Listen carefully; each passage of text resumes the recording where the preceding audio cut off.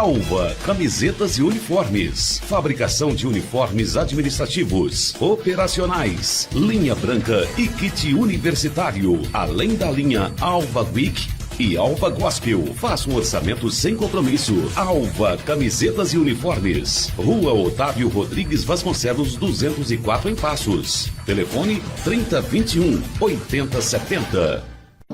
Dicar Baterias, a mais completa loja de baterias para carros, motos e caminhões de Passos e região.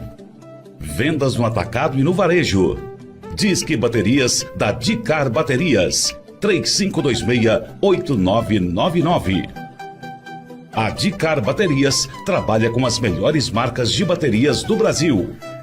Dicar Baterias. Rodovia MG 050-290, sentido Passos Furnas. Telefone 3526-8999. Power Restaurante e Lanchonete. Almoço todos os dias, de 11 às 14 horas. E jantar das 19 às 21 horas. Prato feito mais a salada à vontade por apenas R$10. Sucos, refrigerantes e deliciosos salgados. Experimente também nossa parmegiana. Power Restaurante e Lanchonete. Avenida da Moda, 2650 em Passos, em frente ao CPN. Em breve, happy hour com porção de tilápia e aquela cerveja super gelada. A Casa Capitólio está sempre pertinho de você. A maior loja esportiva. As melhores marcas para a prática do seu esporte preferido. Adidas, Nike, Mizuno, Olímpicos, Topper, Rainha, Penalty, Ombro, Lacoste e Coca-Cola. Tênis, chuteiras, bolas, uniformes, camisetas de time, bermudas, meias e cuecas. Tudo para academia. Prática de jiu-jitsu, karatê, judô, MMA e natação. Divide em até 10 vezes no cartão ou 4 vezes no crediário. 2 lojas em Passos. Casa Capitólio. Prazer em praticar esportes.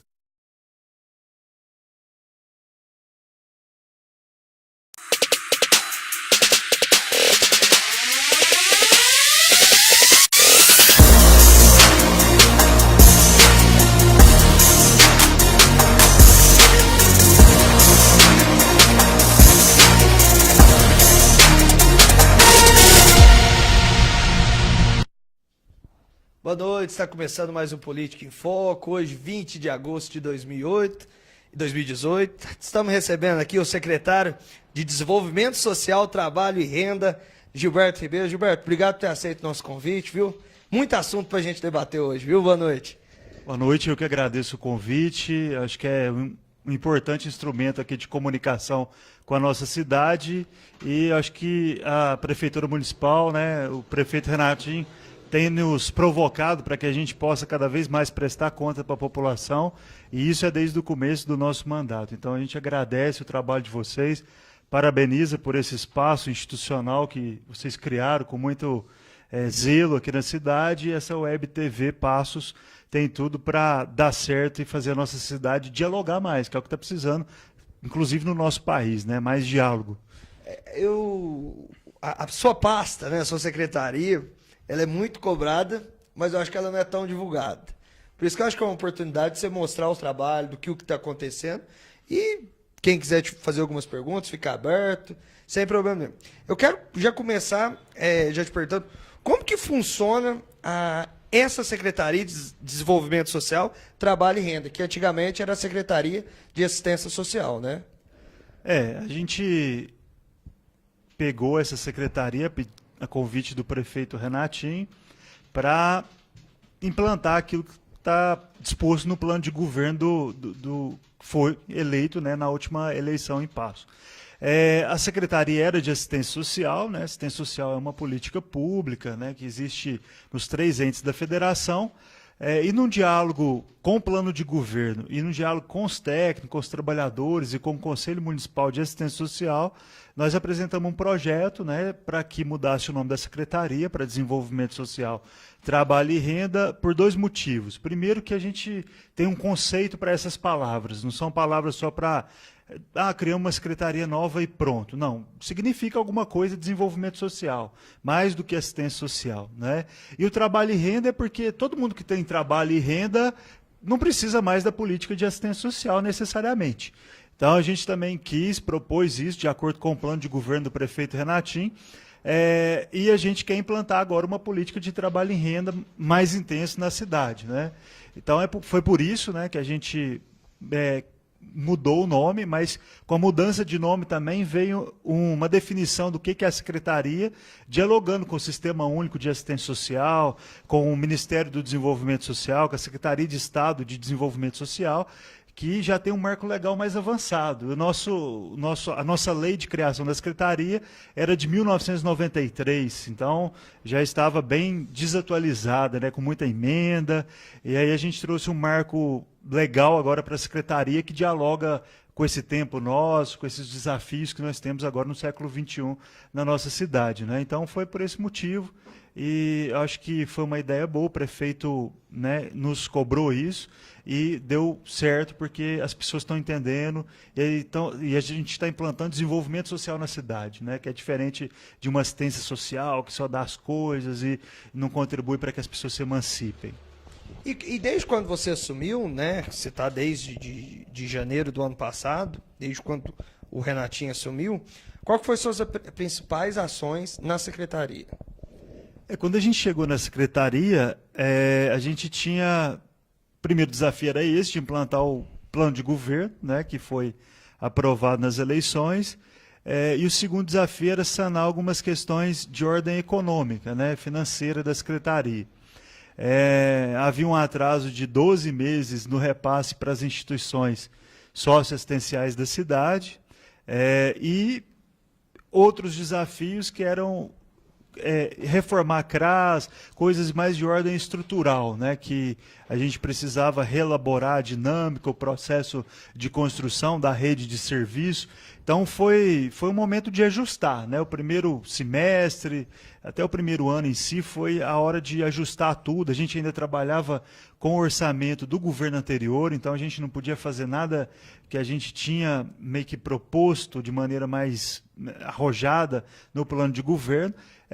E com isso a gente teve de mais ajustar o carro para que a hora que saísse a largada, que é quando a gente tem o orçamento nosso, a gente já estivesse com o carro calibrado, né, os pneus calibrados e ajustado tudo para a gente poder começar a trabalhar. Então foi esse desafio, também trazer um rosto do governo Renatinho para dentro da Secretaria de Assistência Social naquela época e agora de Desenvolvimento Social.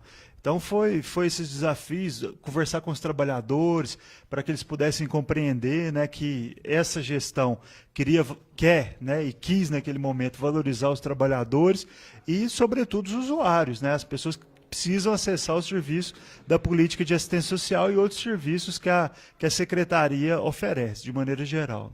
Você citou dos veículos aí, eu até li, acho que foi no Facebook, em algum grupo, ou no WhatsApp, falta veículos para as assistentes sociais fazer trabalho? Como que está funcionando isso? A gente, quando Vai chegar algum veículo? A gente, quando chegou, a gente tinha o veículo mais novo, já com 5 anos de uso, que é um Gol, né, 2013, e já bem sucateado, entre aspas. E outros veículos com mais de 10 anos de uso, né? Com pouca manutenção. Inclusive, teve um dos veículos que foi para manutenção agora recentemente, nunca foi trocada a suspensão dele em 10 anos, sabe? E é um veículo, um Fiat Uno, que é um carro básico, que você sabe que em 2, 3 anos você já tem de trocar a suspensão do carro. Então, os veículos estavam extremamente sucateados, né? Uma Kombi também toda sucateada, com barra de direção quebrada. Então, a gente teve também de ajustar essa questão, porque o transporte ele é decisivo. É isso mesmo, as assistentes sociais precisam ser levadas para fazer as visitas num carro, e um carro decente também, né? As psicólogas, suporte, né? Não é só assistentes sociais que fazem visita, mas psicólogos também. Então a gente quer também que o trabalhador tenha um instrumental bom, né? E aí aconteceu que por esses carros estarem todos sucateados, a gente não tinha muito orçamento para isso, todos deram defeitos graves, né? E a gente teve de parar todos até que a gente pudesse comprar peças e ter horas de oficina, né, de mecânica, para consertar esses carros. É claro que a gente não ficou parado, né? A gente está comprando mais 2 carros, zeros, né? Um com o dinheiro da conta FIA, do Conselho, que o Conselho Municipal dos Direitos da Criança e do Adolescente autorizou, e um outro com recurso do Ministério do Desenvolvimento Social através do programa Bolsa Família, né? Que tem o IGD Bolsa Família, que a gente tem um recurso lá e a gente pode usar para comprar material permanente também. Então a gente tem comprado, a gente até o final do ano quer ver se a gente compra mais 2, mas isso aí também depende de muita logística, porque a gente vai comprar com recurso próprio, né? E aí depende de arrecadação, né? Isso é imprevisível. Mas a gente quer melhorar a frota da Secretaria também, sabe? Chegou alguma pergunta aqui? Antes de ler a pergunta da Prisca, manda um abraço para Carininha Andrade, minha amiga, estudou comigo, grande Carinho. O Caju tá falando, grande secretário, um cara que dá um médio esforço para o bem de Passo, grande Caju. A Cida Abreu, boa noite. A Denise, nossa companheira, boa noite ao Web TV Passo, boa noite, secretário. A Prisca fez 3 perguntas aqui. Falou assim, Gilberto, queria saber quantos cargos da assistência social são indicações políticas. E por que a Secretaria de Assistência Social abafa tanto as ocorrências da Casa Lar. É verdade que uma funcionária chegou a ficar inconsciente porque o interno a agrediu? Primeiro que na nossa secretaria, cargos comissionados, existem 3, que é o secretário e os 2 diretores de departamento, né? Quem nomeia o prefeito, é claro, né? São nomeações estratégicas também, né? A gente tem as pessoas que enquadram também nesse perfil, né? Uma das coisas que quando a gente assumiu a secretaria foi dizendo isso para o prefeito, né? Que a gente queria pessoas, e o prefeito prontamente disse que era isso mesmo que ele pensava, e os nossos 2 diretores lá estão em sintonia com aquilo que é o projeto de governo e com aquelas funções que eles têm de desempenhar. A segunda coisa é que a gente não abafa nada não, né? A gente trata com o maior zelo possível as questões da criança e do adolescente, né? Porque está escrito na Constituição que a criança e o adolescente é prioridade absoluta. E tanto é prioridade absoluta que nós terminamos um abrigo, né? O abrigo é novo, né? A gente abriu o abrigo para as pessoas poderem visitar, isso agora já é uma prática, né? O promotor, ele pediu que a gente dialogasse com a comunidade, e antes existia uma restrição que a própria promotoria pedia para, se tiver de entrar no abrigo é só com autorização minha, né? O doutor Éder, prontamente, já com esse espaço novo, já disse que é para a comunidade participar de lá também. E isso é bom para as crianças também. Agora, essa coisa dessa violência aí, que uma funcionária ficou desacordada, eu desconheço, sabe? Desde o dia 1º de janeiro do ano passado, nunca ocorreu esse tipo de coisa, né? É claro que uma casa que convive crianças e adolescentes sempre tem alguma coisa que, não desse tipo, é claro, né? Mas sempre tem ajustes para fazer essa coisa toda. Só que, só para te dar um exemplo, e para a Prisca também, nós estamos investindo R$800 mil por ano no abrigo municipal. Nós saímos de 7 funcionários para 21 funcionários.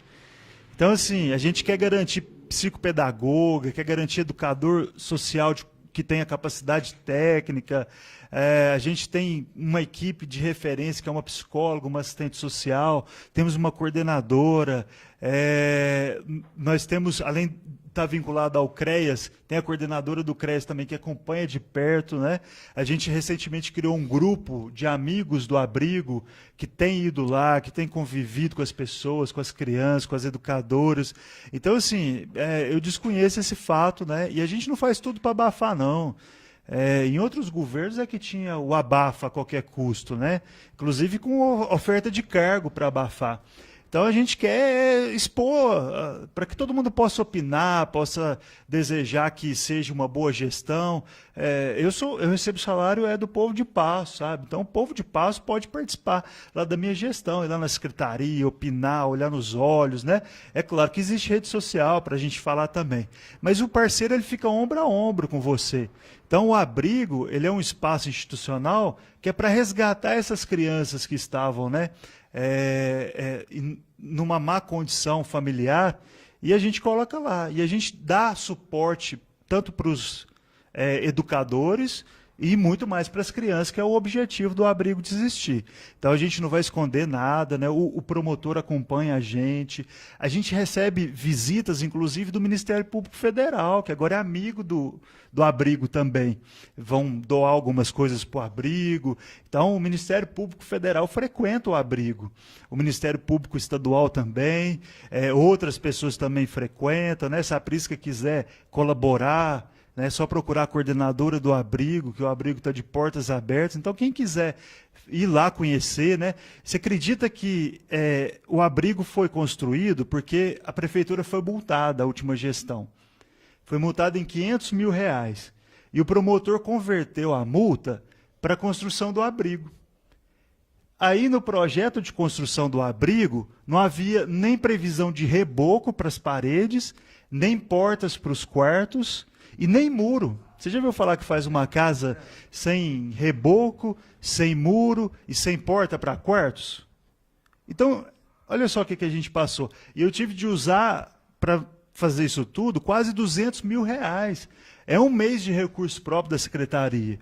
Então, assim, a gente passa esses perrengues, mas a gente tem boa gestão, os diretores são comprometidos, né? E as pessoas que estão lá na equipe também são comprometidas, e o que a gente quer é abrir tudo. A gente quer que as pessoas vá lá no abrigo, opinem, num desejo, claro, não policialesco, né? A gente não precisa de polícia, a gente precisa de parceiro. E aí todo mundo está aberto, a Prisca pode ir lá, quem quiser mais ir, né? Ela até está agradecendo aqui, só te cortando, Gilberto, já te agradecendo e está falando assim, eu quero colaborar levando as denúncias que tenho em mãos, porque tem até vídeo de menor ameaçando funcionária, sem contar as fugas. Eu acho assim que a gente não precisa dizer se a gente tem, né, alguma coisa que esteja em desacordo com as regras sociais e, sei lá, até criminais, não sei. A gente não precisa ficar guardando vídeo falando que onde a gente leva, né? Se eu tivesse um vídeo que comprometesse alguma coisa, eu levaria no Ministério Público, levaria a conhecimento das autoridades, né? Dizer que tem vídeo não muda a vida de ninguém, nem a vida se for verdade, da pessoa que foi agredida. Então, eu acho assim, tem que ter uma situação mais proativa, né? Não precisamos falar o que a gente tem. O que a gente precisa é ter resultado. E aí o resultado, de onde você vai buscar? Levando para o Ministério Público, se quiser levar lá na Secretaria também para a gente tomar as providências. O que a gente desconhece não dá para penalizar. Então, as pessoas têm também de fazer chegar na gente essas coisas que dizem existir. Ela disse até que vai levar, que está à disposição, caso você precise. E assim, todas as pessoas têm de ser penalizadas e responsabilizadas, seja elas quem for, seja adolescente, por exemplo, hoje tem medida socioeducativa para adolescente, né? E agressão pode enquadrar numa medida socioeducativa, depende do juiz, né? Sentenciar isso como medida socioeducativa. Então, o que a gente quer é esclarecer o que precisar esclarecer e o que tiver de documental, assim, que prove essas coisas todas, deve ser encaminhado para as autoridades. Para nós que temos uma responsabilidade pública, porque se eu não tomo providência, eu prevarico na minha função de secretário. Né? Eu prevaricar, eu não sou digno da minha função, da investidura da minha função. Então, a gente quer, se puder, Prisca, pode ir lá na secretaria, levar, encaminha, que a gente quer tomar as providências. A gente quer um serviço que funcione bem. Chega, né? De funcionar fica melhor para todo mundo, né? Claro, a transparência, que as pessoas culpadas sejam, né, escutadas e penalizadas, né, dada a prova. Então, acho que é isso. Obrigado, Gilberto, por orientação. A Prisca mandou. Valeu, Prisca. Ela falou que vai levar assim. A Denise Silva está mandando assim. Com a sua participação no colegiado estadual, COGEMAS, quais recursos foram um diferencial para a ampliação das políticas de assistência social? Primeiro que a nossa participação lá no COGEMAS é uma participação na diretoria. Eu sou um tesoureiro do colegiado de gestores do Estado, né? Uma das coisas que a gente garantiu no COGEMAS foi o repasse maior do que o governo anterior do piso mineiro da assistência social. Enquanto o governo anterior, que era o governo Anastasia, repassou 90 milhões de reais, esse governo repassou 112 milhões, né, que é um recurso importante para a Pasto. Nós recebemos 16 mil reais por mês, quase isso, né, 16 Só mil. Complementando a pergunta aqui que eu já tinha notado, o governo tem feito alguns repasses para a secretaria? Tem. Esse governo repassou muito mais do que o governo anterior, se a gente fizer uma medição, né? É claro que ainda tem parcelas atrasadas, se não me engano são 11 parcelas atrasadas, e a gente faz parte de uma comissão que negocia com o governo do Estado, que agora com essa securitização da dívida, né, vai vir 2 bilhões de reais para o Estado, e o Estado vai poder pagar algumas dívidas. E nós, na comissão, negociamos essa semana passada que, com esse dinheiro, também vai pagar todos os atrasados do piso mineiro de assistência social. Então, é uma ação do COGEMAS, né? O Colegiado de Gestores do Estado, ele tem essa ação de dialogar com o Estado e definir também como vai ser implantadas as políticas públicas, né? É interessante para nós em Passo que haja CREAS regionalizado, porque senão vem toda a demanda para Passo, para algumas políticas de assistência social, e lá a gente pactuou também, no COGEMAS, na CIB, que é a Comissão Intergestora Bipartite, recurso para abrir, por exemplo, um CREAS regionalizado, que pode ser aqui em Passo, né, para atender os municípios da região que não tem CREAS, inclusive, né? Então, assim, a nossa participação no COGEMAS, ela é muito mais assim, para fazer o movimento e poder chegar, né, até o governo do Estado, para que ele possa se sentir pressionado, né? Se não tiver um colegiado de gestores forte, que as pessoas vá lá e participem, ninguém vai pressionar ninguém, não. Já viu falar que ninguém vai lá pedir, vai ser escutado? Então, eu estou lá também no COGEMAS para a gente poder reivindicar essas coisas. Além do COGEMAS, eu sou conselheiro estadual de assistência social, né? Sendo do colegiado de gestores do Conselho Estadual, a gente define como que vai ser a política de assistência social para o Estado de Minas. E aí, Passo, é claro que vai ser beneficiado com isso tudo. Passo é a 25ª maior cidade do Estado. Então, ele tem o seu peso, né, para isso tudo. É claro que, dado um país e um Estado que sempre valorizou muito pouco a política de assistência social, precisa de grandes esforços para conseguir alguma coisa, sabe? Tanto é que o governo do Estado, até 2012, investia menos que a Prefeitura de Belo Horizonte na política de assistência social, né? Então, a gente tem lutado no Colegiado de Gestores, né? Tem lutado no CEAS, que é o Conselho Estadual de Assistência Social, para que possa o Estado inteiro ser contemplado com esse recurso, né? Se a roça do vizinho está boa, a minha também vai ficar, porque o pólen vem, né? As coisas vêm. Essa coisa muito de tudo tem de ser em Passos. Não, tudo tem de ser em Minas. Minas tem de ser a referência do país, né? Porque senão Passos melhora muito e o outro município vizinho está caótico.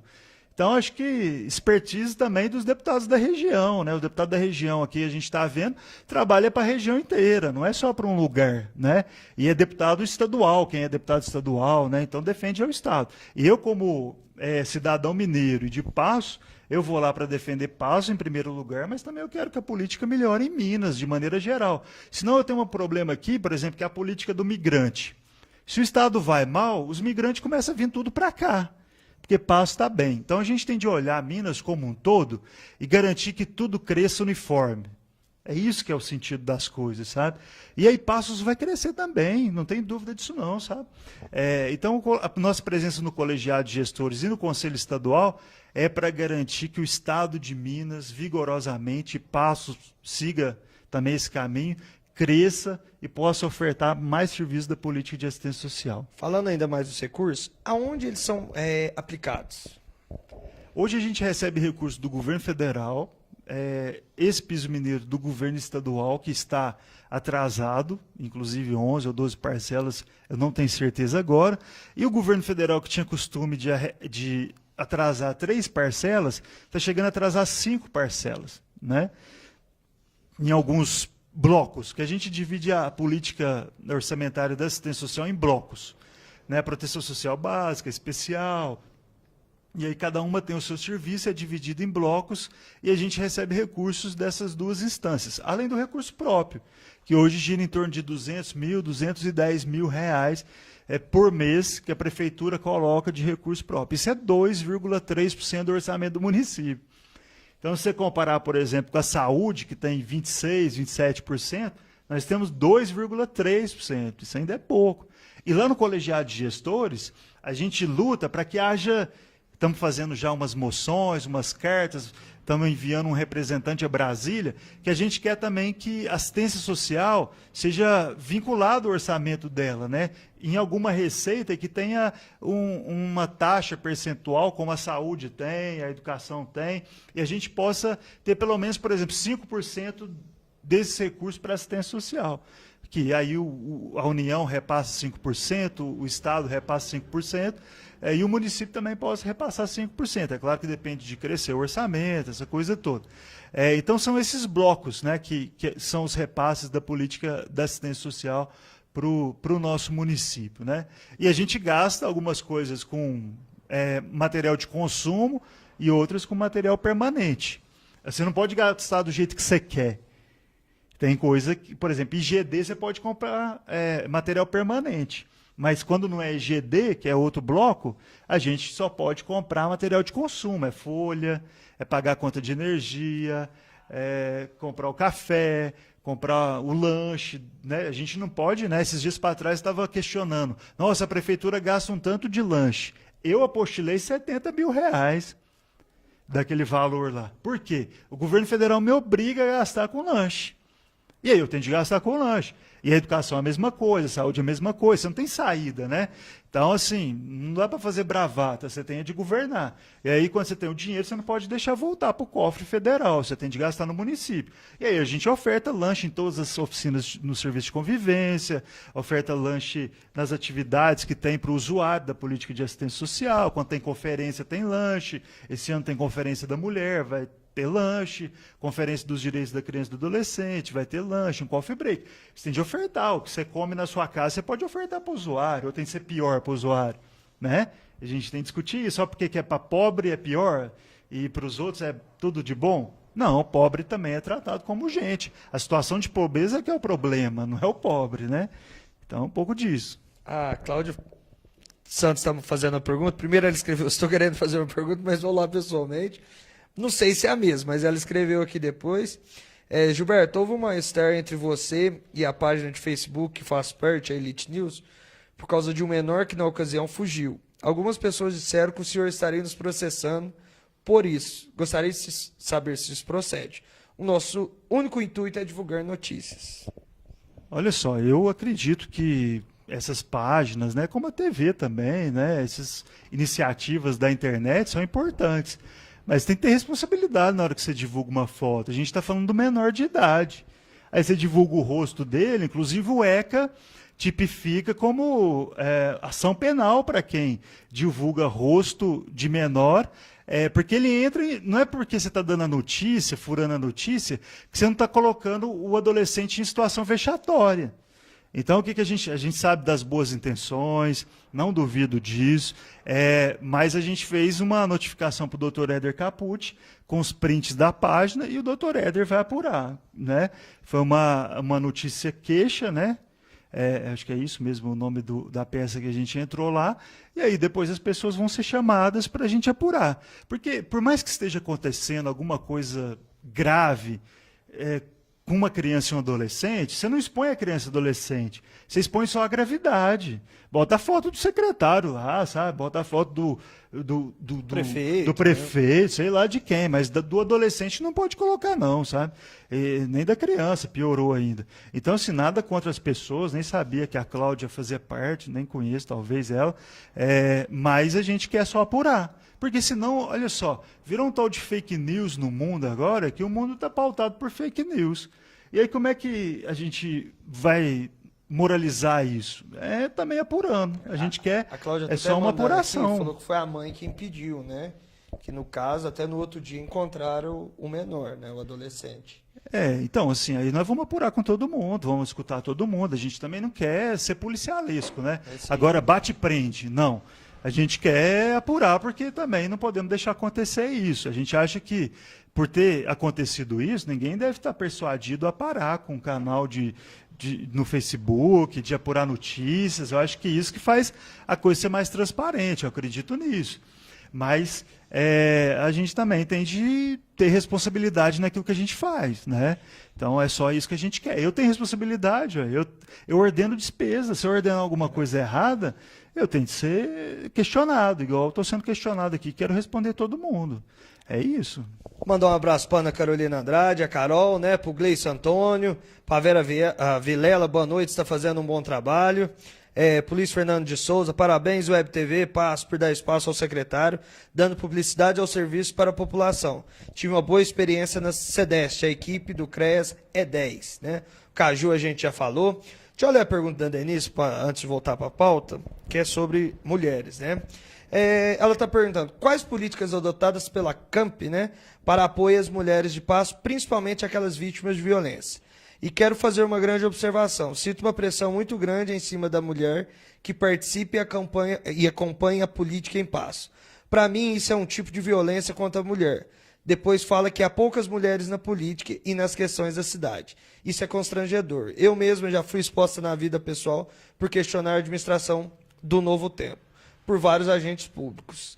Quais são as principais ações do combate à mulher em paz, na secretaria? Eu acho que a nossa ação lá do CRAMP, que é o Centro de Referência de Atendimento à Mulher, é uma ação nova, sabe? Então a gente está implantando a política agora, e nesse implante da política tem muitos ajustes a serem feitos, né? Mas a nossa finalidade lá é ofertar todo o apoio que a mulher precisar para que ela possa sair da situação de violência. Como o CRAMP está dentro da política de assistência social, o serviço da assistência social é um serviço de proteção, não é outra coisa. Então a gente não fica fazendo papel de investigar a vida da mulher, de fazer papel da polícia militar, por exemplo, que tem de atender a ocorrência, quando tem algum tipo de violência, não fazemos papel do médico para fazer o exame de corpo de delito. O que a gente faz é o seguinte, é ofertar proteção social para a mulher, inclusive a gente já está estudando para o ano que vem, criar uma casa de passagem para essas mulheres, né, que sofrem algum tipo de violência, para sair da casa, porque a pessoa que violenta ela está na casa, às vezes ele é proprietário da casa. Então, o que o CRAMP tem feito é articular dessas políticas, né, para que possa atender a mulher em forma de rede, né? Tem tido reuniões recorrentes com a Polícia Militar, com a Polícia Civil, com a Secretaria de Saúde, nunca trabalhamos tão próximo da Secretaria de Saúde, com a Secretaria de Educação, para enviar essas mulheres para o EJA, né, para que ela possa estudar, se formar e, de repente, entrar para a universidade e se emancipar economicamente, porque a maioria das mulheres que sofrem violência, elas têm algum grau de dependência econômica também. Não é só isso, é claro, né? Então o CRAMP, eu acho que ele quer empoderar essas mulheres, né? E a Denise, né, que tá falando com a gente aí nesse momento, acho que ela não pode se sentir inibida, não, sabe? A gente vive numa sociedade patriarcal ainda, né? Onde o machismo ainda tem muita força. Então a gente tem de combater o bom combate, né? A gente não precisa ser inimigo, né, entre gêneros, né? Os homens inimigos das mulheres, as mulheres inimigas dos homens. A gente tem de lutar e resistir e propor para os homens que mude o comportamento, né? Por que as mulheres ganham menos que os homens? Tem de ser questionado, né? Os governos são responsáveis um pouco também pela organização social, né? O governo também dialoga com a comunidade. Só que o governo do prefeito Renatinho, eu não sei o que aconteceu especificamente, foi um pedido do prefeito a gente criar o Centro de Referência da Mulher, né? Tem uma sensibilidade muito grande o prefeito, a Carla, né, que é a esposa dele, ele tem uma filha, então ele sempre deixou isso transparecer, que ele tinha um apreço também para a política da mulher, né? E aí a gente foi em busca de recursos, hoje a gente tem um carro, o carro pode fazer visita domiciliar, o carro pode... Né, a gente não pode transportar a vítima até a delegacia, quem faz isso pode ser a polícia militar, pode ser outro modo, né? Porque senão a gente expõe as trabalhadoras lá do CRAMP e depois quem bate naquela mulher vai bater nas trabalhadoras do CRAMP também, né? Então, joga responsabilidade, né? Tem de ter um grau de responsabilidade, porque a gente oferta proteção, não é escolta. Infelizmente, né? Quem escolta é o outro que tem de escoltar, né? Então a gente tem de ofertar isso. E a Denise não pode desanimar, não. Tem de dialogar, né? Acho que o agente público às vezes é truculento, Mas a gente tem que chamar o agente público, porque, né, por mais que seja truculento, às vezes a pessoa é do bem, está num dia ruim, ou então, sei lá, né, o que aconteceu. Acho que a gente não pode fechar, sabe, Denise, os canais de diálogo, não. Vai lá no CRAMP, dialoga, a gente tem uns coletivos que apoiam o CRAMP. Inclusive, amanhã a gente tem um grupo de estudo, às 16 horas, que a gente vai estar começando amanhã, que é para estudar o fenômeno da política de mulheres no município. Vai um monte de gente participar, tem gente da UENG, do Instituto Federal, professores, e aí a gente quer estabelecer esse diálogo, até para melhorar, aperfeiçoar, porque o CRAMP foi inaugurado em março, né?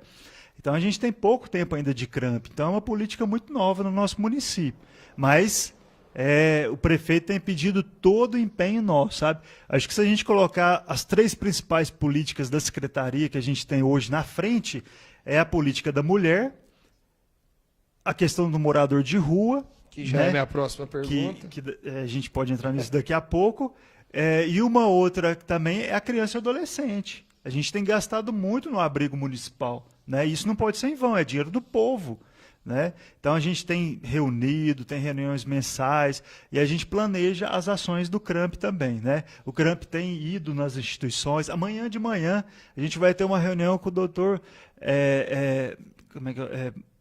doutor Pimenta. Eu esqueci agora o primeiro nome dele, me desculpa, mas o delegado regional vai estar amanhã na prefeitura. Marcos Pimenta. Marcos Pimenta, né? É isso, Marcos, obrigado. Desculpa, doutor Marcos, mas foi um colapso aqui agora. Acontece. Mas amanhã a gente vai ter uma reunião com o doutor Marcos Pimenta para a gente dialogar sobre essas ações em conjunto para a política da mulher. A gente sabe que a Polícia Civil tem uma delegacia e a gente quer dialogar com essa delegacia, né? Então foi até ele que provocou essa reunião, a gente agradece quando a comunidade, os outros entes provoca a gente para aderir nesse processo de articulação da rede, a gente acha bom, a gente quer isso mesmo, dialogar. Você falou do moradores de rua, eu pelo menos, cada dia que passa, eu vejo mais moradores de rua, mais pedinte na cidade. O que a secretaria tem feito para tentar diminuir? Né? Tem um abrigo, como é que está funcionando? Olha, a gente tem de ver o morador de rua, ele tem dois segmentos. O primeiro segmento é aquele que mora na rua, habita na rua. O outro é aquele que esporadicamente está na rua. Só durante o dia, por exemplo. Né? Que aí é um morador em situação de rua. Ele não mora na rua, ele está em situação de rua. E quem que é esse morador em situação de rua? É aquele pessoal que fica na porta dos bancos pedindo. Porque ele está ali exposto o dia inteiro. Ou nos bares, né? Ou nos bares, né? Nesses lugares. Então ele está em situação de rua. O morador de rua, que está naquele momento morando na rua, é um cidadão que está em situação de rua, no sentido de habitar na rua, que aí é isso que a gente chama de morador. Muitos casos são de passos, mas outros casos não são de passos. E aí a gente usa o serviço do migrante para mandar eles de volta para a cidade natal deles, né? E nessa história toda, nós assinamos um termo de ajustamento de conduta com o Ministério Público, que nós, a partir do dia 1º de fevereiro, vamos estar com um centro de população em situação de rua funcionando com a equipe mínima. É psicólogo, assistente social, educadores para fazer grupos de convivência, essa coisa toda. E um coordenador... E vai funcionar num local estratégico para a gente poder atender. Mas solução, você acha? A solução, aí eu vou desdobrando aqui e vou chegar nessa questão sua, que eu acho que é o mais importante. É um serviço que vai ser ofertado para minimizar essa incidência do morador na rua, né, que é o centro de referência para a população em situação de rua, que a gente chama de centro POP. Só que o morador de rua, ele tem uma característica que a gente tem que levar em consideração, é que na maioria dos casos ele faz uso de drogas. É um viciado, né? E a maioria dos casos ainda é que ele faz uso de crack, que é uma droga muito barata. E todo mundo que dá esmola em passo, dá porque tem generosidade, um monte de coisa, né? É naquele espírito solidário. E esse espírito solidário e essa generosidade é que faz aumentar a população em situação de rua. Porque fica cômodo para a pessoa garantir o alimento dele e ainda garantir um dinheirinho para a droga. A gente tem testemunhos de alguns comerciantes que trocam quase R$ 200 de moeda por dia. Eu duvido que vocês ganhem, nós ganhamos assim, se a gente for fazer as contas mesmo, R$ 200, quase R$ 200 por dia de esmola. Então é um bom negócio a esmola. Enquanto está o pessoal, o cidadão de bom coração, dando a esmola dele, tem uma pessoa que está pedindo. Tem uma pessoa que pede esmola na Antônio Carlos que aluga uma vaga no estacionamento para cima da loja nova. Estacionamento de carro. Ele vai de carro, guarda o carro no estacionamento, senta lá, de frente às americanas ou a pernambucanas e começa a pedir e vai trocando esse dinheiro todo dia, sabe? Então é esse tipo de pessoa que nós estamos alimentando para ficar na rua.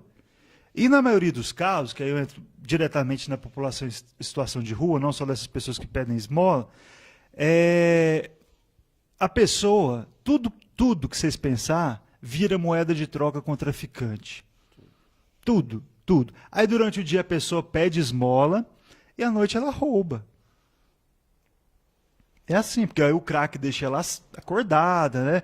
Essa coisa toda, na pilha, e aí ela rouba, entendeu? Então, todo mundo que dá esmola está alimentando o vício, sabe? Eu posso falar isso com muita tranquilidade. Se você dá esmola, você está alimentando o vício, né? Principalmente se você dá em espécie, dinheiro. Muito mais ainda, né? Marmitex vira pedra de crack. Vira, se você der um marmitex, não, vou dar um marmitex.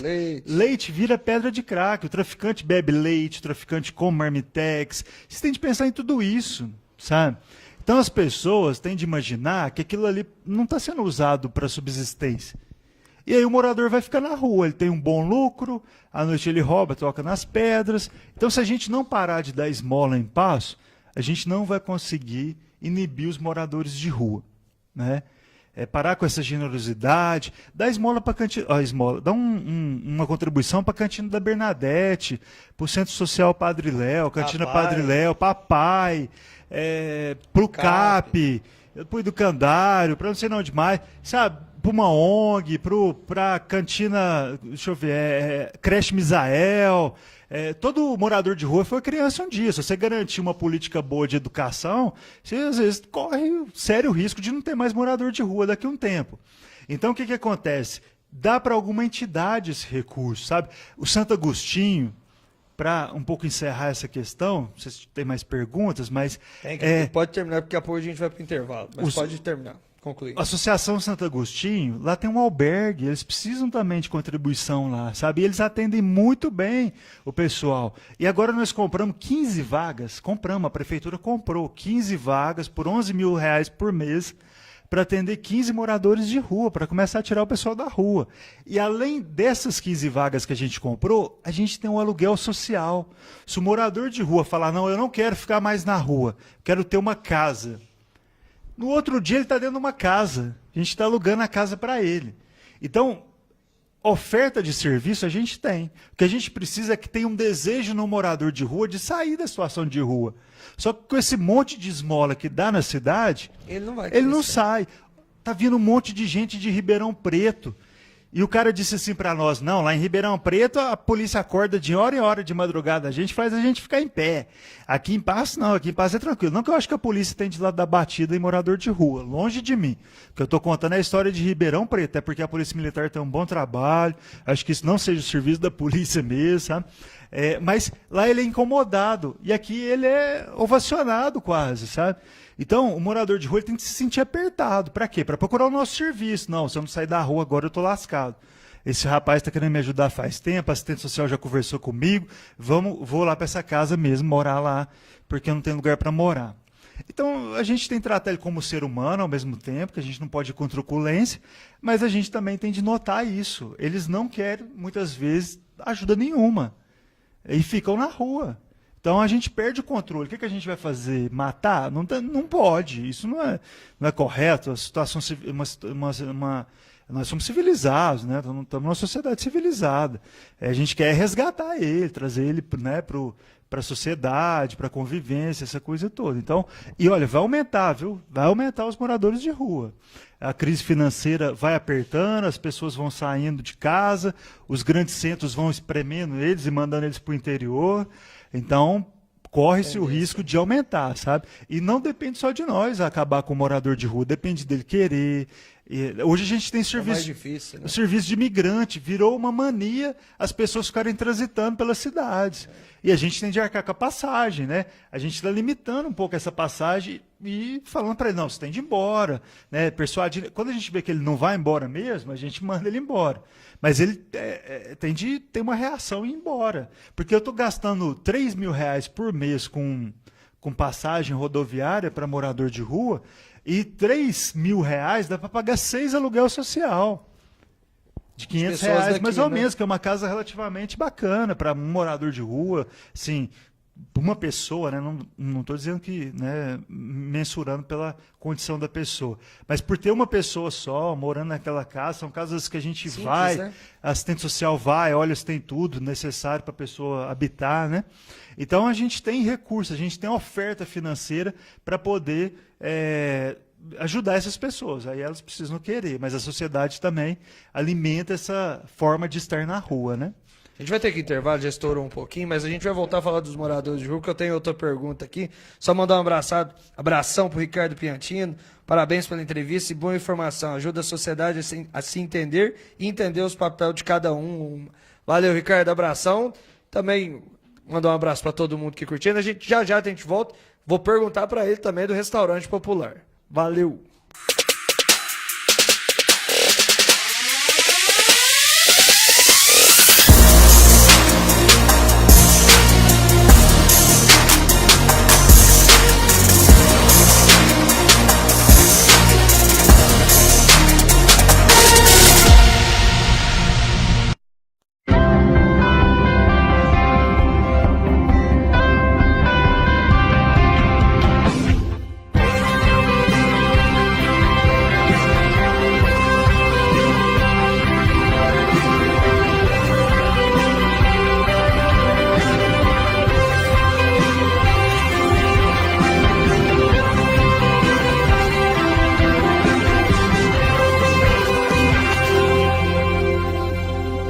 Alva Camisetas e Uniformes. Fabricação de uniformes administrativos, operacionais, linha branca e kit universitário. Além da linha Alva Week e Alva Gospel. Faça um orçamento sem compromisso. Alva Camisetas e Uniformes. Rua Otávio Rodrigues Vasconcelos, 204 em Passos. Telefone 3021 8070.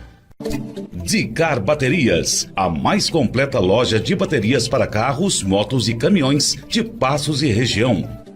Vendas no atacado e no varejo.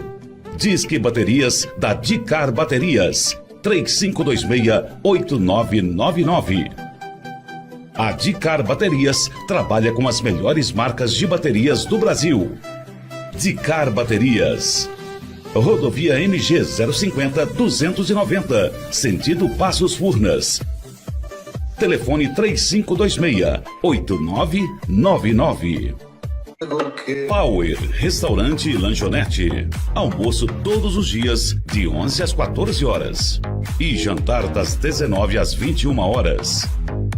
Prato feito mais a salada à vontade por apenas R$10.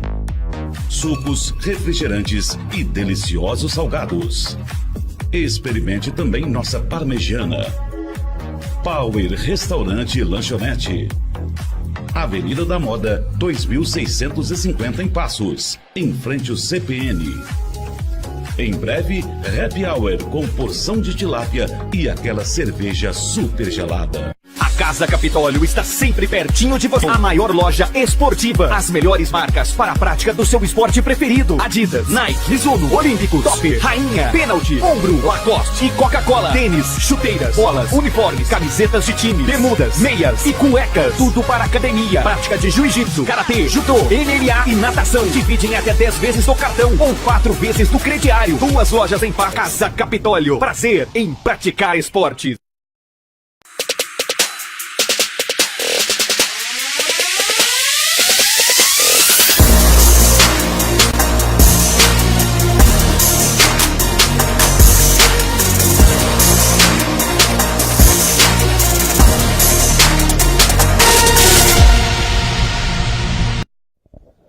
voltando com Política em Foco, hoje recebendo o secretário do Município de Desenvolvimento Social, Trabalho e Renda, Gilberto Ribeiro.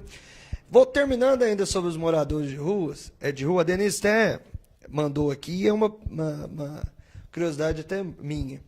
Tem muitos meninos pedindo dinheiro e também vendendo trufa, bala. Vocês têm esse acompanhamento para ver quem é a mãe, o pai? Como que funciona isso? A gente tem uma modalidade dentro do serviço de atendimento à população de rua que chama abordagem social, né? A gente sai, uma assistente social e um orientador social, e a gente aborda essas pessoas que estão ou em situação de rua ou morando na rua. Que aí a criança e adolescente, quando está vendendo trufa, ela está em situação de rua, né? E é trabalho infantil também. E aí a gente tem também uma psicóloga que acompanha o trabalho infantil. Toda vez que a gente recebe alguma denúncia, a gente encaminha para o Conselho Tutelar e a gente também vai atrás para ofertar algum tipo de serviço, tipo oficina de convivência, né? Que os CRAS todos têm oficina de convivência, participar de algum projeto esportivo, alguma coisa que a Secretaria de Esportes tenha, ou voltar para a escola, que muitos estão fora da escola, né? Só que quando você está vendendo uma trufa na rua e você não tem ninguém para comprar, você não vai para a rua vender trufa, sabe? E vende. Então esse sentimento de dó é um sentimento ruim, sabe? Tenha em vez de comprar a trufa, dá o dinheiro pro CAP, sabe? O CAP rala. Dá o dinheiro para a Cantina Padre Léo, para Santo Agostinho, lá tem uma creche também, a Associação Santo Agostinho, dá dinheiro para Santo Agostinho para eles atender os meninos lá, o Educandário atende alguns meninos lá. Então, assim, você tem de direcionar o recurso para onde vai ter política pública, educação. A gente fica no discurso que a educação vai mudar o Brasil, mas é uma atitude não educada comprar trufa na rua de uma criança. Você está expondo ele, porque ele vende trufa para você, que é um cidadão de bem, mas ali na frente tem um traficante, ele entrega um papelote para o menino vai por R$10, que é 5 trufas, para levar lá para outro bar, aviãozinho, você vai transformar o menino no aviãozinho. Aí logo ele está pegando um transporte aí e levando mais coisas para outros lugares. A gente tinha, eu fui coordenador do CREAS, tinha adolescente lá que estava na medida socioeducativa, um dia falou que era R$200 para levar um pacote de alguma coisa, de droga, lá do Coimbras até a Aclimação. Gente, isso é grave, né? Então, se a gente começar a deixar esses meninos na rua expostos, a gente vai fazer com que uma hora ele trombe com o traficante. E o traficante adora o ECA, porque o ECA ele é uma lei inteligente. Mas o que acontece? O traficante é pernicioso, ele quer até as coisas boas, ele usa em favor dele. E o Estado não tem tanta vigor assim para ofertar política para criança e adolescente, aí a criança está exposta. Então o problema da questão da trufa é quem compra. Tem que se educar para não comprar. Não quero. E você não quer porque ninguém vai querer, e ele vai ter de voltar para a casa dele. E, geralmente, os pais que fazem os filhos ir para a rua vender essas coisas, né? Então, a gente tem que saber sempre que lá na esquina tem um pai vigiando, olhando, e vigiando não porque está preocupado com o menino, mas para ver quanto que o menino ganhou e não gastar o dinheiro antes de voltar para casa, porque às vezes o menino cisma de comer um sanduíche que nunca come, né? Então, a gente não pode dar, sabe? Não pode comprar, né, o que ele está vendendo, né? Vamos continuar com as perguntas aqui. O Pedrinho, lá em Americana, vendo a gente. Muito boa essa entrevista, mas queria saber sobre restaurante popular. Como vai ser? Aí já vai a minha pergunta. Por que ele não está funcionando? O restaurante popular, ele foi proposto na época do ministro Patrus Ananias, e ele tinha uma articulação com o Programa de Aquisição de Alimentos da Conab, né? Que estava ligado ao Fome Zero, essa coisa toda. E aí tinha uma rede que alimentava esses restaurantes no sentido de entregar produtos a custo zero. A Conab comprava com os programas de de aquisição de alimentos, né, da agricultura familiar, inclusive esse programa, e agora foram cortados todos os recursos para isso. Então não tem mais Conab, não tem mais PAA, porque você tem de baratear o custo do alimento para você conseguir pagar a folha de pagamento e poder servir uma refeição mais barata, popular, né? E com o fim desse programa, né, recentemente, a gente criou limites para ofertar uma refeição que possa atender essa lógica de ser popular, né? Então a gente teve de fazer um malabarismo assim, no sentido de achar dinheiro em algum lugar. Achamos 0,3% do orçamento do município para investir no restaurante, né? E a gente já fez, inclusive, essa denúncia, está sendo apurado, a gente não está acusando ninguém, né? A gente quer só informar que tem um serviço já inspecionando isso, que é o serviço da Polícia Civil. Que a gente, quando assumiu o restaurante, a gente levou a Polícia Civil lá, estava faltando muitos equipamentos, né? E a perita da Polícia Civil falou: esses equipamentos foram retirados por quem sabia retirar, sabe? E aí a gente está apurando, né, o que aconteceu com esses equipamentos, porque a chave foi entregue em custódia, porque a empresa abandonou o serviço, né? E a prefeitura não quis receber a chave, e aí foi depositada em custódia no Tribunal de Justiça. Estava com um juiz a chave, até que se verificasse o que ia fazer, né? Aí a gente pediu, tem um inquérito policial, está sendo apurado o que aconteceu com esses equipamentos, mas a gente já está licitando e comprando os equipamentos, porque são equipamentos importantes lá para funcionar. A gente vai botar o restaurante para funcionar ainda nesse semestre, né? Numa estratégia assim de refeição ainda R$6 mais ou menos, em volta disso. A gente quer colocar metade do preço daquilo que é média geral, né, do município. E a gente vai licitar o restaurante mais uma vez, porque a prefeitura não tem capacidade. Até o final do ano, então? Até o final do ano a gente quer ele funcionando, sabe? Boa notícia. Então, assim, agora a gente vai estar com todos os esforços nisso, já está na procuradoria já para fazer os documentos, né, para analisar os documentos. O setor de licitação também já recebeu algumas coisas. E aí a gente agora vai colocar o restaurante para funcionar. É claro que a gente está tendo muita dificuldade para a questão do preço popular, mas com certeza a refeição vai ser muito mais barata do que a média dos restaurantes da cidade. Sabe? Só mandar um abração pro Fernando Mara. Agora eu acertei, viu, Fernando? O Nicu, grande abraço para ele. A Jaque Nogueira está perguntando: boa noite, Otávio. Minha pergunta é: aconteceu recentemente uma audiência pública sobre a implantação da coleta seletiva em Passos. Como será feita a inclusão dos catadores de materiais recicláveis? Pois é, a nossa Secretaria é de Trabalho e Renda também, então a gente tem uma preocupação, né? Essa é uma encomenda que o prefeito Renatinho tem pedido que seja usado prioridade para entregar isso para a comunidade, né?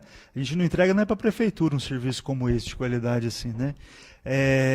E a inclusão, acho que já está previsto isso, né? O próprio professor Colares, na audiência, citou isso, né? Que daria para empregar mais de 400 pessoas, com tudo que é enterrado hoje no nosso aterro sanitário. Então a prefeitura quer isso, quer gerar emprego, trabalho, né, e renda, para que a pessoa do município possa ter recurso financeiro para poder ter um bem-estar dentro da nossa própria cidade, né? Eu acho que é um desafio assim, grande, né? É uma coisa de um ano aí para a gente organizar tudo isso. Não tem envergadura hoje para implantar na cidade inteira de uma vez, né? Mas a gente pode setorizar a cidade, e nessa setorização a gente começa a implantar por regiões, pode ser uma opção. É claro que isso é atribuição do secretário de obras, né? Eu estou só aqui dizendo algumas coisas que eu penso particularmente, mas o que a gente interessa mesmo é na geração de trabalho para esses catadores, né? A Cocares, ela fechou, e a gente explica também por que fechou, porque teve muito informação desencontrada. Existia uma família que recebia R$ 2.500 para pagar aluguel do barracão, e ainda recebia um caminhão da Secretaria de Obras para manter 7 pessoas trabalhando. O caminhão tinha um custo mais ou menos de R$ 11.000. No começo dessa gestão a gente acabou com isso. E R$ 2.500 o aluguel do barracão. Como é que você justifica 7 pessoas, a prefeitura gastando quase 15 mil reais para manter 7 pessoas trabalhando? É mais barato pagar os 14 mil, dividir pelas 7, que dá 2 mil para cada uma, né? Já que complementou, assim, ela quer saber como será feita essa inclusão. O catador, ele é um trabalhador autônomo. E a lógica da política de resíduo sólido é que o catador ele é um agente ambiental. Então a inclusão dele tem que ser feita como alguém protagonista desse processo. Aí é chamar os catadores, já tem umas iniciativas já de novas associações, essa coisa toda. E o catador também poder gerenciar, eu acho, sabe? Eu acho que poderia também chamar aqui o secretário de o Sidney, né, de obras, uma boa oportunidade para ele vir falar sobre isso aqui também, mas o catador ele é protagonista nisso tudo, né, mais que as pessoas que produzem o material reciclado, né. Então o que a gente quer é boas ideias para a gente implantar. Eu acho que ele tem que ser priorizado, né, uma pessoa pobre, inclusive muitos catadores frequentam alguns serviços da secretaria. E aí a gente quer também que essa pessoa seja inserida. Quanto mais pessoa tiver trabalho e renda no município, menos política de assistência social ela vai usar. Então a gente tem isso também muito claro e a gente quer poder valorizar esse catador, né, que já vem de um espaço muito impróprio de trabalho, né? É difícil a vida do catador, né? É degradante. Então a gente precisa dar condições para ele trabalhar. E aí tem que ter uma estratégia. Aí o secretário de obras, sabe, eu não posso responder isso aqui agora. Nós faremos essa pergunta para ele. Então tem que ser ele. Mas na lógica, na estratégia de trabalho e renda, eu vou dar o meu pitaco lá, que ele tem que ser o mais valorizado, né? Assim. Só mandando um abraço para Elisângela, para Luciene, para Janice, todo mundo curtindo a gente. Vamos falar um pouco do CRAS. Quais são os serviços oferecidos no CRAS hoje, né? E quais os grupos de convivência tem no CRAS? O CRAS é a porta de entrada da política de assistência social. No começo desse mandato, teve um monte de gente que falou assim: nossa, vocês fecharam a porta da Secretaria de Assistência Social. Mudou. A Secretaria de Assistência Social não dá benefício nenhum. O que a gente dá é direito para as pessoas. E aí é o CRAS que vai dar o benefício. E a assistente social é soberana para decidir para quem que vai o benefício. Eu ordeno a despesa, não decido quem vai receber. A lei fala quem que tem direito. E eu faço isso. Né? Eu não sou candidato a nada, e nem se fosse, né, dada a minha orientação de caráter, mas eu não vou ficar dando, eu secretário, benefício para ninguém. Quem dá é a assistente social, a técnica lá do CRAS. Então lá é a porta de entrada. Então decidiu o benefício lá, eu só ordeno a despesa. Por exemplo, aluguel social. Onde que decide o aluguel social? É no CRAS. Vê quais que são os critérios, é benefício eventual, a lei de benefício fala quais os critérios, e decide e a gente entrega o benefício. Né? Por exemplo, a habitação era da minha secretaria. Assim, eu mudei. Se tem a diretoria de habitação, tem de tudo para a diretoria de habitação. Nós precisamos de um assistente social para fazer a seleção das famílias. Eu cedo o assistente social. É lá que tem de acontecer a política. Não é como se fosse um clientelismo lá, a gente abre a porta da secretaria e a gente começa a dar um monte de coisa. Então é no CRAS que você recebe os serviços, ou benefícios também. Né? E nos CRAS tem o PAIF, né, que é o Programa de Atendimento Familiar. No CREAS é o PAEF, que é o atendimento especializado a famílias e indivíduos. E esse atendimento familiar consiste em atender a família como um todo. Quando a gente vai numa consulta médica, e você está com dor de cabeça, não leva só a cabeça, vai o corpo inteiro. Porque pode ser do seu fígado a dor de cabeça, pode ser de um outro, né, uma outra origem que ela tem. Então, a família é tratada dessa maneira. A gente tem de cuidar da família como um todo. E nessa lógica desse cuidado com a família, está lá a psicóloga, a assistente social, que são técnicas de referência, e a gente insere ela nesses grupos, que chama Serviço de Convivência e Fortalecimento de Vínculos. Porque o que a gente quer? Se a família é a base central de tudo, o fortalecimento desse vínculo, dessas pessoas que moram ali no mesmo espaço social que é a família, o núcleo menor, tem de ser valorizado. Então, a gente oferta oficinas, tanto oficina só com assistente social e a psicólogo, né, que aí pode ser oficina de mulheres, de idosos, essa coisa toda, ou oficinas temáticas, né, oficina de teatro, de skate, de capoeira, de artesanato, tem mais algumas de dança, Então, são 7 oficinas ao todo que a gente vão começar algumas agora a serem ofertadas, porque a gente não tinha elas e a gente precisava fazer o credenciamento delas, e aí custamos achar alguns professores, inclusive, sabe? Tivemos de divulgar, deixar o credenciamento aberto, essa coisa toda. Então vai começar agora essas 7 oficinas total serem ofertadas. Já é ofertada de skate, a de capoeira interrompeu no final do ano passado, mas já vai voltar de novo. Vamos ampliar, vamos colocar teatro, e a gente vai tirar dos CRAS. Não pode acontecer só nos CRAS. A gente quer fazer parceria com as escolas, fazer parceria com as creches e também ao encontro dos usuários da política de assistência social. Nós podemos fazer do CRAS uma barraquinha que espera os outros ir lá comprar melancia. Não. A gente quer também o encontro dessas pessoas, porque o usuário tem muita baixa autoestima. E aí ele não tem coragem nem de ir lá no serviço, às vezes, entendeu? Então, a gente oferta essas oficinas e a gente agora comprou um software, sabe? Que vai interligar toda a rede. Se você atender uma pessoa lá no CRAS Coimbras, a assistente social do CRAS Santa Luzia vai ver no sistema. E aí vai saber, olha, esse usuário está frequentando lá mesmo.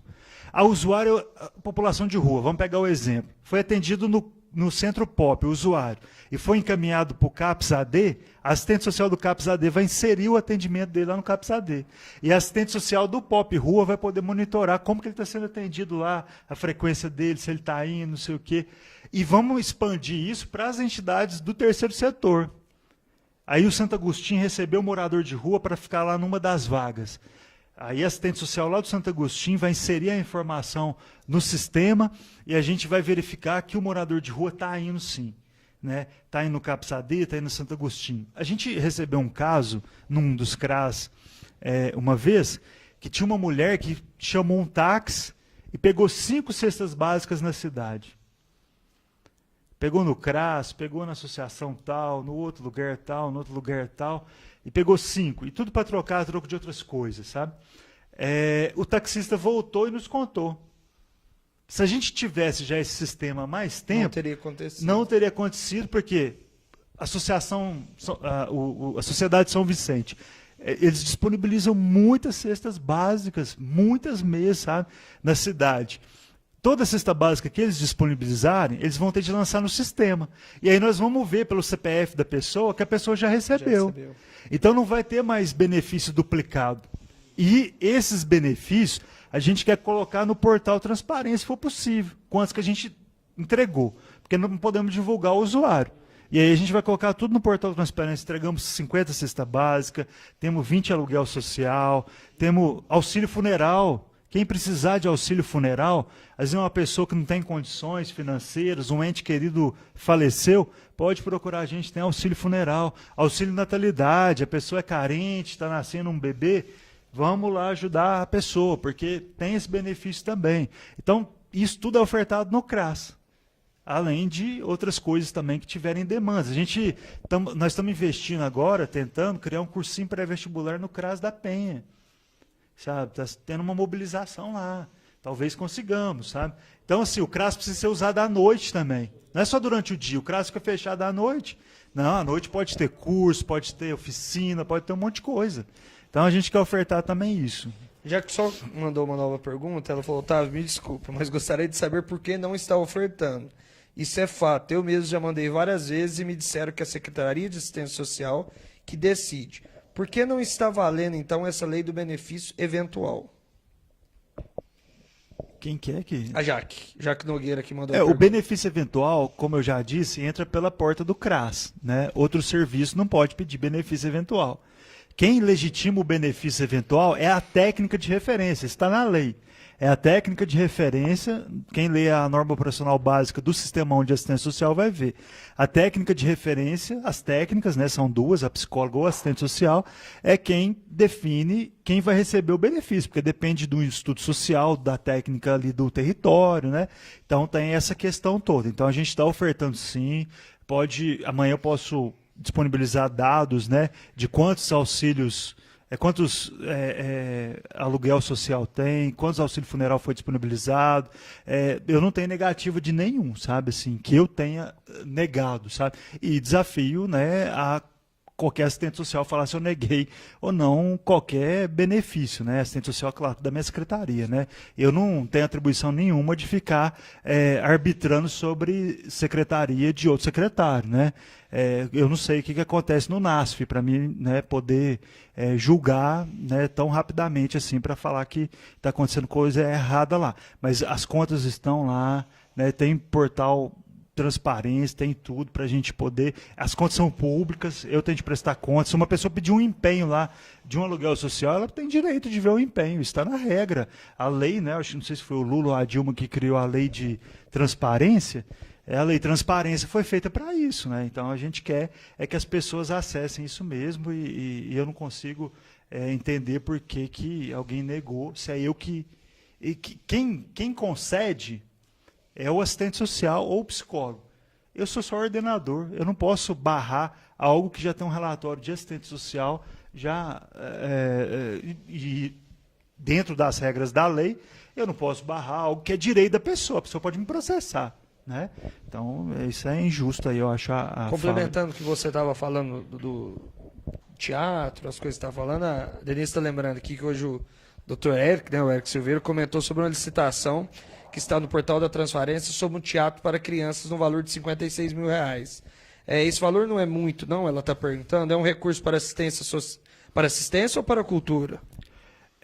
A gente, quando vai fazer uma licitação e diga, eu quero... são 30 peças que eles vão apresentar, que vai em todas as escolas municipais, tanto no período da manhã quanto da tarde, para todos os públicos serem contemplados. Se a gente dividir essas 30 peças por 50, é 45, parece, mil reais. E é um sistema de pregão também, não é esse preço, né? É uma licitação em sistema de pregão, então as pessoas vão ver o menor preço. Quem vai pelo menor preço, né? E aí, a gente fala muito bem de cultura, mas na hora de valorizar a cultura, a gente quer escravizar o ator. E aí a gente não quer pagar bem o ator, a gente quer que ele vá por meia dúzia de banana, né? Então, dado o preço das peças que são apresentadas a nível regional, do estado de Minas e a nível de Brasil, se fizerem uma pesquisa, a gente fez orçamento, é esse o preço da peça, a duração da peça, de acordo com o roteiro, o deslocamento das pessoas, cenário, roupa para as pessoas vestirem, sabe? Não, a gente tem que sair dessa lógica de tudo é muito barato. Se é para pobre, pode dar uma ninharia, sabe? Se é para rico, dá tudo, né? Vamos discutir outras coisas, que rico recebe muito mais benefício aí, né? Por exemplo, vamos discutir... Os auxílios, né? Esses dias para trás a gente viu, o Banco Itaú dividiu para 4 famílias 3 bilhões sem pagar um tostão de imposto, sabe? Aí você quer discutir teatro, sabe? Para criança, para gente pobre, que está muito caro, R$45 mil, o que é? Só se for acorrentado, já escravizado o ator, né? Divide isso aí, é uma peça que tem 20 pessoas, 20 personagens, assim, e gente envolvida, dá um total de 20, né? E aí você quer que ele roda a cidade inteira, monta cenário na cidade inteira, todo lugar da cidade, apresenta para 30 peças diferentes, sabe? Dá R$1.000 por peça, pouco mais de 1.000 e pouco. Aí com 20 pessoas envolvidas, você vai pagar 1.000 e pouco por pessoa para cada espetáculo. A gente fala muito bem do Festival de Teatro, que eu acho que é belíssimo, parabéns para o Caju, cara muito esforçado, ó, o Caju é nosso irmão. E aí, na hora que aparece uma oportunidade de fazer um teatro para gente pobre, não pode ir por R$45 mil, que é o quê? Escravizar o cara que faz cultura. Por que tem que depreciar tanto o preço de quem faz arte no Brasil? É feira de artesanato aqui, em alguns lugares aqui da nossa região, as pessoas querem fazer pichincha, não é feira de artesanato. A mulher custa lá para fazer aquela obra de arte que ninguém sabe fazer, o cara quer leiloar para um sistema de pregão. Então eu defendo sim, o preço é justo, é preço de mercado, e nós vamos valorizar a cultura, porque é uma política que o prefeito Renatinho quer valorizar. O secretário de Cultura é um secretário muito empenhado, e teatro é cultura, e cumpre 2 finalidades essa peça. Primeiro é levar cultura para as crianças pobres, e a segunda que é mais importante ainda é falar da temática do trabalho infantil, porque todo dia tem um menino jogando papel na nossa janela, na nossa garagem, e fora os meninos que vendem trufa na rua e essa coisa toda. Então a gente quer sim ofertar coisas desse tipo, é um novo paradigma, eu sei que tem gente que custa entender, né? Mas a gente quer olhar para frente, é visão, sabe? A gente quer olhar no horizonte. Antes de ler a pergunta da Fabiana, lá no bairro Coimbra, você falou em uns cursos, tinha uns cursos ofertados para beneficiários do Bolsa Família. Isso existe ainda? Ele foi cortado? A gente contratou os cursos do Bolsa Família agora pelo Senac, né? Lá existe o espaço, a gente deu uma melhora lá no espaço, mínima, que dava para melhorar. A gente vai retomar lá os cursos também naquele espaço. Claro que os cursos que a gente comprou do Senac são cursos na rede de hotelaria e de serviço de bares e restaurantes, vão ter que ser também efetuados lá em loco, né? Você aprende a arrumar uma cama e indo lá arrumar a cama, né? E lá não tem cama nesse lugar. Então as aulas vão ser possivelmente lá todas as teóricas, e as práticas vão ser com parceiros, a CIP, inclusive, tem nos ajudado, né? Quero mandar um abraço para o Rogério da CIP, que tem colaborado com a gente para fazer essa ponte com os donos de bares e hotéis, porque a gente fez uma pesquisa mínima, e a gente viu que os cursos do Bolsa Família têm de acontecer hoje para a rede hoteleira e para a rede de bares da cidade, né? Então a gente vai capacitar o pessoal nessas modalidades. É claro que visando outras coisas, que a gente vai dar curso de associativismo e cooperativismo, porque a pessoa pode ter uma empresa dela prestadora de serviço, não necessariamente vai trabalhar diretamente lá no espaço institucional que é o bar ou restaurante. Então, assim, os cursos estão voltando. A gente quis contratar cursos novos. Antigamente era só cabeleireiro e confeiteiro. Cabeleireiro e confeiteiro. Acho que o cabeleireiro comia as coisas e trocava troco de corte de cabelo, sabe? Alguma coisa nesse nível. Era só isso que tinha. Então a gente ampliou. A gente vai ofertar 18 cursos diferentes. Senac, Sistema S, diferenciado, com qualidade. Então a gente vai voltar a ocupar aquele espaço. Aquele espaço a gente está fazendo parceria também, porque ele fica ocioso com algumas pessoas da comunidade, né? É dinheiro também público que a gente paga lá, e a gente quer também que a comunidade se aproprie de lá também, não só para cursos, né? Porque fica numa área que é uma área importante da cidade, e uma área também que tem muita vulnerabilidade, perto do Santo Antônio, né, daquela região ali. Então deve ser ocupado também com algumas parcerias de oficinas que a gente vai ofertar lá à noite, tá? A Fabiana está lembrando aqui, para você informe sobre as melhorias da nova lei de benefícios e informar sobre os eventos que acontecem no CRAS, no Sábado Social, campanha de arrecadação de agasalhos. Obrigado, Fabiano, um abraço também. A gente faz algumas campanhas nos CRAS, e foi um sucesso também a campanha do agasalho, né? Inclusive em parceria com algumas entidades, né? O Status Poliedro também doou muita coisa para a gente, a Uniodonto. Então a gente agradece também esses parceiros. E a gente fez uma grande coleta e distribuímos para as pessoas mesmo que precisavam, que a gente sabia nos nossos equipamentos quem mais precisava desse tipo de vestuário, né? Agasalho, cobertor também. E também a gente faz o sábado social, né, dos CRAS. Já fizemos 2, vamos retomar agora, outro sábado, até o final do ano a gente vai fazer em todos os CRAS, onde a gente oferta serviço para as pessoas, oferta corte de cabelo. A Embeleze tem sido uma grande parceira também, não sei se pode falar aqui, mas eu agradeço o espaço, sabe? Pode, fica à vontade. Mas são parceiros, e tem ofertado corte de cabelo, que melhora a autoestima das pessoas. Para você ter uma ideia, os cursos do Senac, voltando a isso, nós vamos trazer 2 carretas, uma no mês de março, para ofertar curso de cabeleireiro, manicure, pedicure, automaquiagem, maquiagem, tudo para a questão da lógica de mulher, assim, de cuidado estético, essa coisa toda. No mês de maio, a gente vai trazer uma carreta para culinária. Vai ser sobre culinária, aproveitamento de alimentos, umas coisas estratégicas, assim, que não apareceu muito nesses cursos esses tempos todos, né? Então a gente quer ofertar isso mais perto da população também, sabe, para dialogar, para que o CRAS possa ser a porta de entrada, as pessoas compreendam que o equipamento é delas. Então o Sábado Social também tem essa função. A gente tem outros parceiros, né?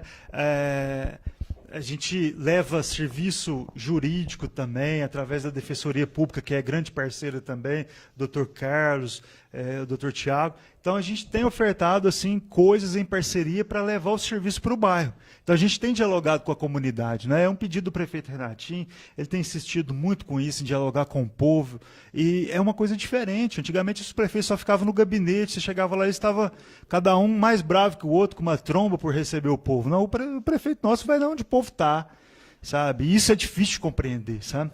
Então os CRAS têm ido também onde o povo está, e o prefeito foi em todos os CRAS na Sábado Social, que é o CRAS lá na comunidade, na praça, e a gente agradece muito esse empenho também dele, que é um parceiro grande na lógica da política de desenvolvimento social. Antes da gente encerrar, recentemente você deu uma entrevista, você esteve na PAI, né? Nossa equipe foi lá, sobre o ônibus, né, que a PAI vai ganhar do governo federal com a emenda do deputado Renato Andrade, né? E que a prefeitura vai economizar com a contratação desse ônibus junto ao Cine e vai ser doado à PAI, né, o que contratava. Qual o montante mesmo? Não, é isso mesmo. Precisa de autorização com o projeto da lei? Como é que na Câmara? Eu não sei o preço exato do ônibus, não, mas não sei se é 300 ou 400 mil reais. É uma emenda parlamentar, de fato, né? E que vai vir, o ônibus vai ser de propriedade da PAI. E o que a gente quer fazer? Os cadeirantes que a gente carrega é tudo, a maioria, atendido pela PAI. E a gente gasta hoje quase 30 mil reais para pagar o serviço por mês, 30 mil por mês, para pagar o serviço de transporte dos cadeirantes, que é um serviço de taxiamento. Se o cadeirante chamar o serviço lá na casa dele, vai chegar na casa dele e vai levar onde ele quiser. E é cobrado por quilômetro, R$ 4,23 por quilômetro. Sabe? Isso é uma fortuna, gente. Isso é uma lei da gestão do doutor Hernani, que eu não sei onde eu estava com a cabeça quando assinou isso, sabe?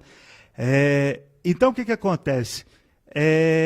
A gente percebe que com a economia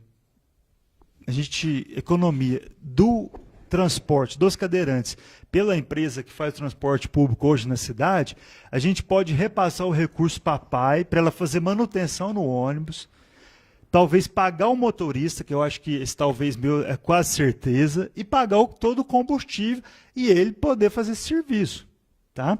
Além do mais, na próxima licitação, o prefeito já falou isso, o transporte público de Passo tem de ter elevador.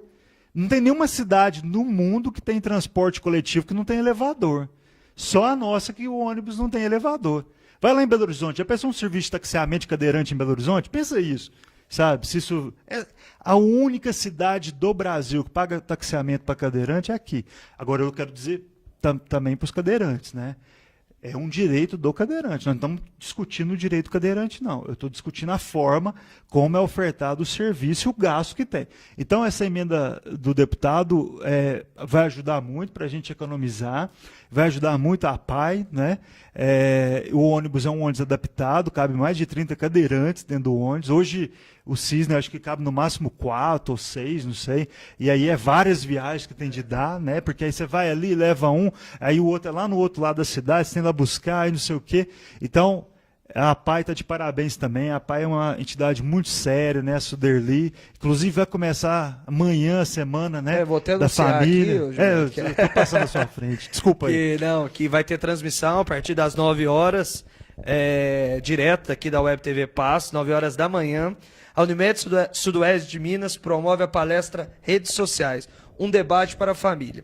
No dia 27 de agosto, o evento em comemoração ao Dia do Psicólogo será realizado no auditório da Unimed, na Avenida Dr. Breno Soares Maes, 264, de 19h30 às 21 horas. A palestra será ministrada pela psicóloga do Núcleo de Atenção à Saúde da Unimed, Maria Luísa Passionotto, e pela jornalista da cooperativa, Priscila Borges. O evento é gratuito e aberto a toda a população. As vagas são limitadas e as inscrições podem ser feitas até o dia 23 de agosto pelo telefone 3529-2636 ou e-mail viverbeem@unimedsudeste.coop.br e ainda pelo WhatsApp 99876-5621. Cuidar de vocês é o plano. 9 horas até a transmissão direto da PAI, né? Da PAI. Tem a programação, não vou ler toda a programação, mas a abertura oficial, apresentação da banda, 12º do Batalhão de Passos, né? Apresentação artística, o grupo de dança dos usuários da PAI, e ação social Supermercado Unisul, né, que vai dar um café da manhã, exposição dos trabalhos do Centro-Dia.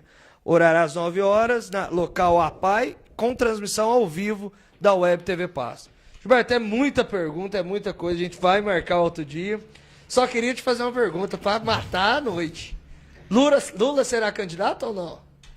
Olha, o que a gente vê aí é que a vida dele não está fácil, na minha opinião. O que eu acho é que é uma batalha ideológica, né, que está acontecendo nesse campo aí, onde se judicializou a política no Brasil, né, de maneira acentuada, né?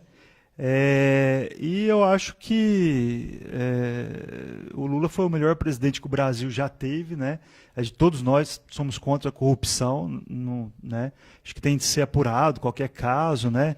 Eu não entro muito na questão do triplex, não, mas eu acho que tinha de ter mais conteúdo, a acusação, né? Porque lá no cartório está escrito uma frase: se você não registrou, não te pertence, né?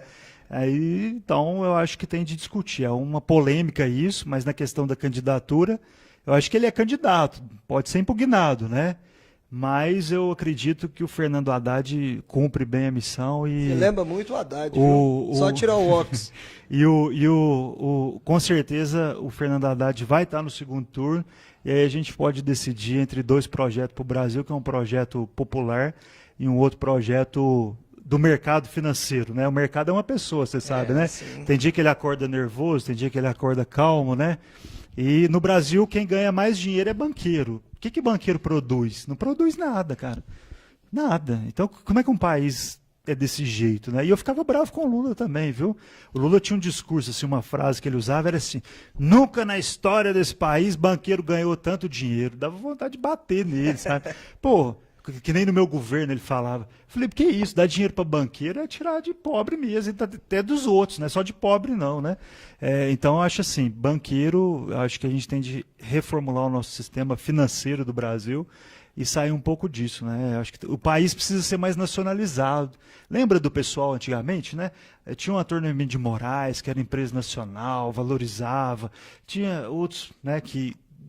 O próprio Zé Alencar, né, era um empresário nacional que valorizava a empresa nacional. Hoje não, quer abrir tudo, cara. Só para finalizar aqui, lembra daquelas entregas de terras, né, que tinha no Brasil? Cada família tinha uma faixa de terra e era tudo, tinha de ser português para ter essa terra. Nascido lá em Portugal, não podia ser brasileiro, né? É a mesma coisa que está acontecendo com a Petrobras também, né? Vamos falar sério, né? Está entregando a Petrobras tudo para o estrangeiro, repetindo o colonialismo antigo. Então o Brasil, quando a história não é uma tragédia, é uma farsa, né? Vamos falar sério, né? Então acho que eu tô muito esperançoso. É um momento ruim que o país está vivendo, então a gente torce para dar tudo bem. Agora a gente não pode eleger quem gosta de violência, né? Isso que eu deixo a mensagem, né? Porque, já que você falou do Lula, que está candidato, se for Jair Bolsonaro e Alckmin no segundo turno, eu voto no Alckmin tranquilamente, sabe? Então, assim... De olho fechado. Então é isso que eu acho, sabe? Eu acho que a gente tem que ser uma cultura mais da paz. O Brasil tem essa marca, sabe? Pacífica, sabe? E a violência acontece por causa da injustiça social, cara. Onde tem mais justiça social, menos violência tem. Pega Noruega, Suécia, né? Finlândia... justiça social, todo mundo tem quase a mesma coisa, para que eu vou te roubar, né? Eu tenho acesso a tudo, né? E também o crime organizado através das drogas também prejudica muito o país, né? Acho que é isso. Eu agradeço a gentileza. Nós vamos marcar outro dia que tem muito assunto, Gilberto. Obrigado, viu? De nada, agradeço. Um abraço para todo mundo, né? O Zé Carlos, que é grande militante também dessa área da comunicação. A gente fica grato por encontrar com pessoas generosas e honestas ao longo da vida da gente. Então, obrigado vocês todos e eu estou à disposição também dos internautas para ir lá na secretaria. Eu acho que eu não deixei de ler nenhuma pergunta, mas se deixei, já peço desculpa, porque eu não consegui ler todas as minhas, mas com certeza depois você pode dar uma olhada e responder uma por uma. Eu responderei. Entendeu? Mas eu acho que não ficou, não, mas se quiser dar uma olhada. Eu agradeço. Obrigadão e sempre está aberto aqui para a web, viu? Eu também estou aberto. Então, beleza. Gente, queria agradecer, só lembrando que amanhã às 9 horas da manhã, direto da PAI, terá a transmissão, né, da Semana Nacional da Pessoa com Deficiência Intelectual e Múltipla. Obrigadão, Gilberto. Obrigadão a todo mundo que participou aí. Desculpa alguma coisa se não deu pra ler, mas eu acho que acabei lendo todas as perguntas. Até amanhã. Boa noite.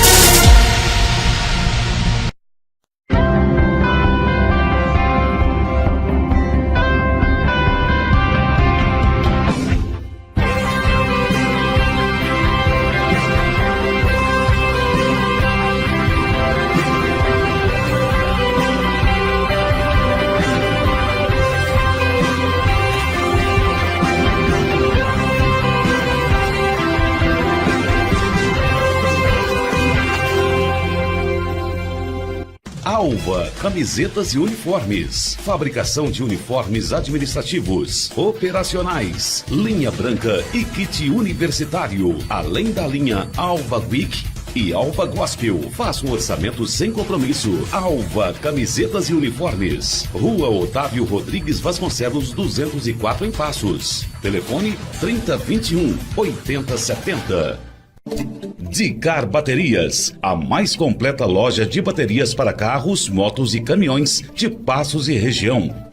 Vendas no atacado e no varejo. Disque Baterias da Dicar Baterias, 3526-8999. A Dicar Baterias trabalha com as melhores marcas de baterias do Brasil. Dicar Baterias. Rodovia MG 050-290, sentido Passos Furnas. Telefone 3526-8999. Power Restaurante e Lanchonete. Almoço todos os dias, de 11 às 14 horas. E jantar das 19 às 21 horas. Prato feito mais a salada à vontade por apenas R$10. Sucos, refrigerantes e deliciosos salgados. Experimente também nossa parmegiana. Power Restaurante e Lanchonete. Avenida da Moda, 2650 em Passos, em frente ao CPN. Em breve, happy hour com porção de tilápia e aquela cerveja super gelada. A Casa Capitólio está sempre pertinho de você. A maior loja esportiva. As melhores marcas para a prática do seu esporte preferido. Adidas, Nike, Mizuno, Olímpicos, Topper, Rainha, Penalty, Ombro, Lacoste e Coca-Cola. Tênis, chuteiras, bolas, uniformes, camisetas de time, bermudas, meias e cuecas. Tudo para academia. Prática de jiu-jitsu, karatê, judô, MMA e natação. Dividem até 10 vezes no cartão ou 4 vezes no crediário. 2 lojas em Casa Capitólio. Prazer em praticar esportes.